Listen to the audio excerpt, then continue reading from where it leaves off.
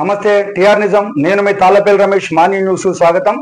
ఈ రోజు పేపర్లోని ముఖ్యాంశాలు అన్ని పేపర్లు ఈనాడు ఆంధ్రజ్యోతి నమస్తే తెలంగాణ ఆంధ్రప్రభ దానికి సంబంధించిన హెడ్లైన్ చూసుకుందాం।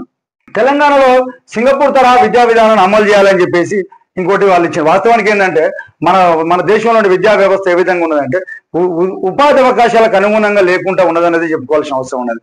వాస్తవానికి ఏమున్నదంటే ఉపాధి దొరకలేదు, చదివిన చదువులు వేరే ఉంటాయి, ఆ ఉపాధి అవకాశాలు లేకుండా యువతంతా నిర్వీర్యం అయిపోయి చెడు అలవాట్లకు బానిసైపోయి కుటుంబానికి ఇబ్బందులు పడే సందర్భాలు ఏర్పడ్డాయి। ఎందుకంటే చదివితే ఉద్యోగం రావాలి, ఏది ఉపాధి అవకాశాలను కలగాలి। గవర్నమెంట్ ఉద్యోగం అంటే గవర్నమెంట్ ఉద్యోగం కాదు, విద్యకు తగ్గట్టు ఉపాధి అవకాశాలు దొరికినప్పుడు మాత్రమే అసలు సరైన నైపుణ్యాలు అందుతాయి అనేది మనం చెప్పుకోవాల్సిన విషయం। వాస్తవానికి ఏంటంటే మనం చదివే చదువులు 10th ఇంటర్మీడియట్ ఆ తర్వాత డిగ్రీ పీజీ ఇలాంటి చేస్తూ ఉంటాం। కాకపోతే ఏంటంటే ఇప్పుడు ఉన్నటువంటి కాలానికి అనుగుణంగా విద్యా వ్యవస్థలో మార్పులు తేవాల్సిన అవసరం ఉంటుంది।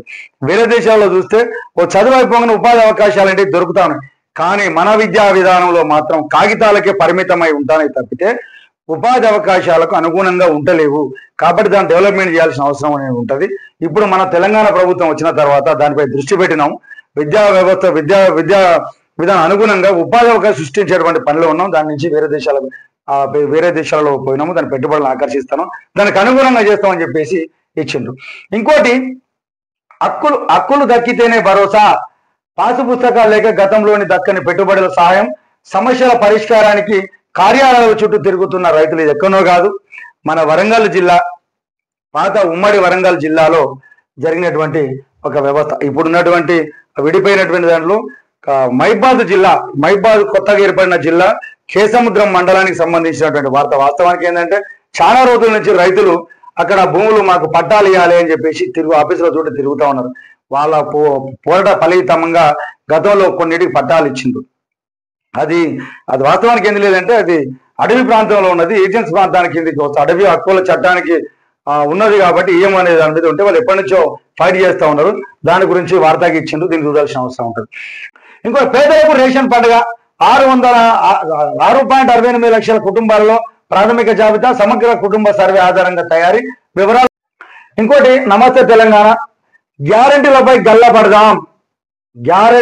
గల్లబడదాం అనేది ఒక వార్తకి ఇచ్చిండ్రు।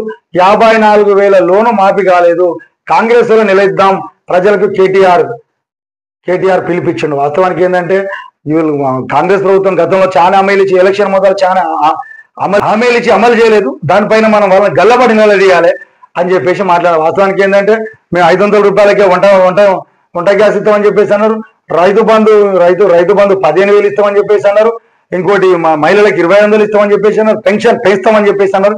ఇవన్నీ చేయలేదు కాబట్టి వాళ్ళని మనం నిలదీద్దాం, కాంగ్రెస్ వాళ్ళ దగ్గర పోయి మనం పోరాడదాం అని చెప్పేసి అంటారు। వాస్తవానికి ఏంటంటే మీరు ప్రతిపక్షంలో ఉన్నారు కాబట్టి ప్రతి సమస్య మీరు లేవనెత్తాలి సార్, ఇదైతే మంచి ఆలోచన। కాకపోతే గతంలో మనం కూడా డబుల్ బెడ్రూమ్ అంటే ఇవ్వకపోతుంది, ఇంటికో ఉద్యోగం అంటే అది ఇవ్వకపోతుంది, కానీ మనం కూడా ప్రతి ఒక్కరు దళిత బంధం అంటే ఇవ్వకపోతుంది। కాకపోతే ఏంటంటే మళ్ళీ ఇంకొక మాట కూడా అంటారు, అంతా వీళ్ళు పెట్టుబడులు తెచ్చేది లేదు, పాడలేదు, ఎలక్షన్ ట్రెండ్ లో భాగంగా స్థానిక సంస్థల ఎలక్షన్ జరుగుతున్నాయి కాబట్టి వీళ్ళు కాంగ్రెస్ లో ఒక నాటకాలు ఆడతారని చెప్పేసి కేటీఆర్ గారు నిన్న మీటింగ్ లో చెప్పిన। వాస్తవానికి ఏంటంటే ఒక హుజరాబాద్ ఎలక్షన్ దృష్టిలో పెట్టుకొని ఒక బై ఎలక్షన్ దృష్టిలో గెలవాలనే ఒక ఉద్దేశంతో మీరు ఇది ప్రపంచం మొత్తం చూసింది, ప్రపంచం మొత్తం తెలిసిన వ్యవస్థ। ఎందుకంటే గురిగింజంతా చూసుకుని ఎంత మంచిగానే ఉన్నారు కదా, గిరిగింజకి మచ్చ కూడా దాన్ని కూడా దృష్టి పెట్టుకోవాల్సిన అవసరం ఉంటుంది సార్। మరి విమర్శించాలి అన్ని కూడా దృష్టిలో పెట్టుకోవాల్సిన అవసరం ఉంటుంది।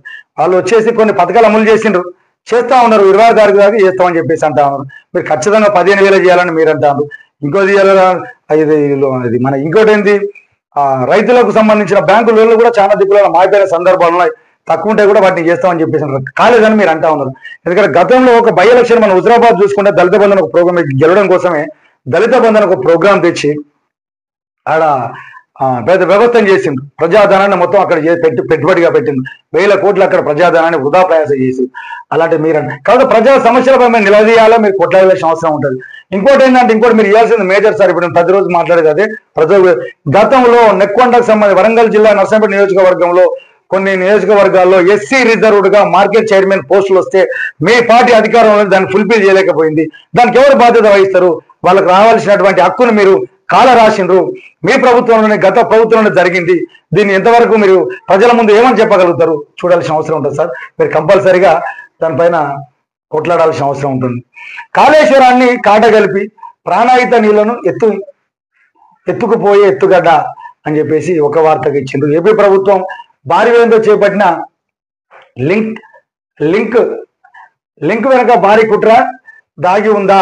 తెలంగాణ ప్రాణాధారమైన ప్రాణాయిత జలాలను కొల్లగొట్టేందుకే ప్రాజెక్టా?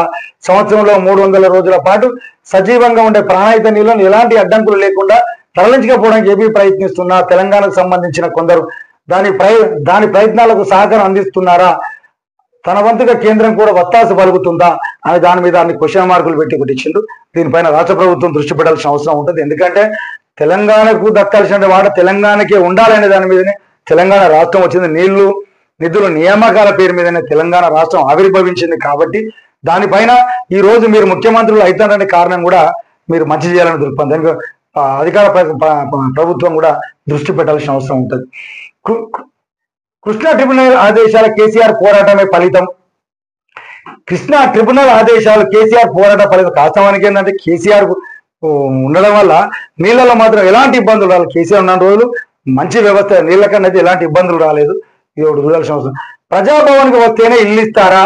వారంలోనే 5,500 మందికి పైగా రాక దరఖాస్తులలో 80% ఇళ్ల కోసమే స్పష్టత ఇవ్వడంతో ప్రభుత్వం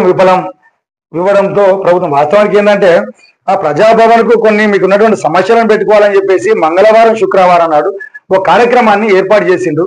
ఆ ఏర్పాటు చేసిన దాంట్లో అసలు వాళ్ళు ఇళ్ల కోసం దరఖాస్తు చేస్తారా, ఇంకో దానికి దరఖాస్తు చేస్తారా, ఇంకో దాని కోసం